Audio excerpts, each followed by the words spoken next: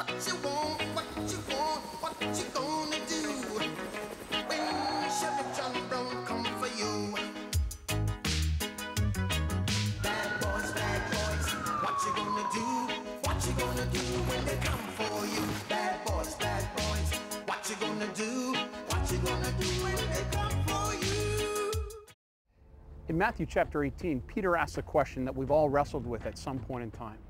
He comes to Jesus and he says, "How many times must I forgive my brother?"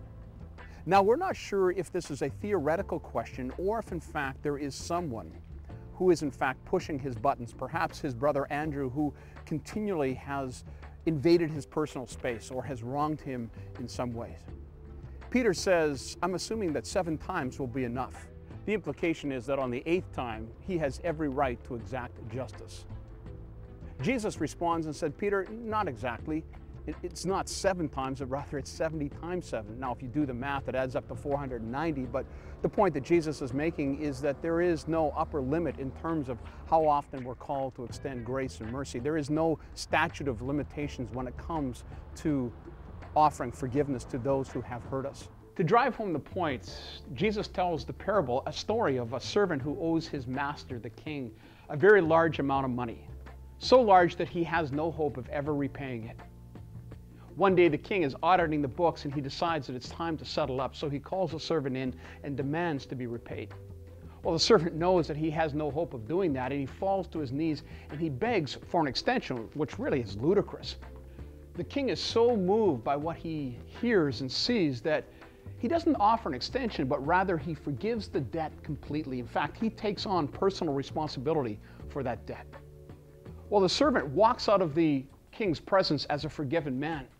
But on his way out, he meets a friend who owes him a relatively small amount of money, probably less than $100 or so, and he demands to be immediately repaid on the spot.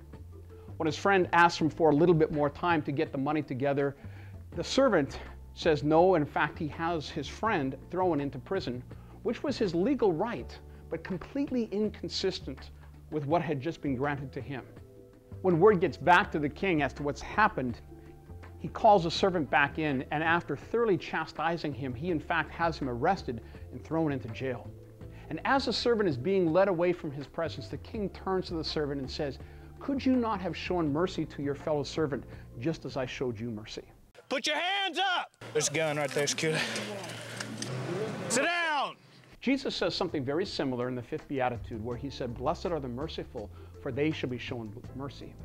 Now, how we respond to that statement will depend on which side of the scale of justice we find ourselves on. In a sense, which side of the bench we sit on. When the scales of justice have been tipped in our favor, in other words, we are the ones who have been wronged, we want justice. We want the guilty to pay. We want restitution to be made to those who have been wronged.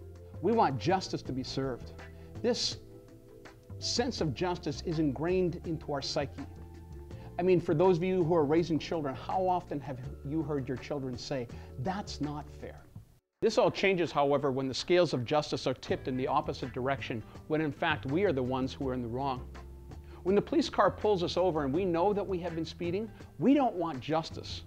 We're not interested in fairness. We are simply hoping and praying that the police officer will show mercy and compassion and let us off with a warning. What we're hoping for, what we're looking for, really is determined by which side of the bench we find ourselves standing on. But the point that Jesus is making in both the parable and the Beatitude is that it really shouldn't matter. As ones who have received mercy, as those who know what it means to be forgiven time and time again, offering mercy to those who have hurt us should be a very natural response. So let's see if we can figure out what it means to experience blessing even as we extend grace and mercy to those who may not deserve it. But let's not forget, neither did we.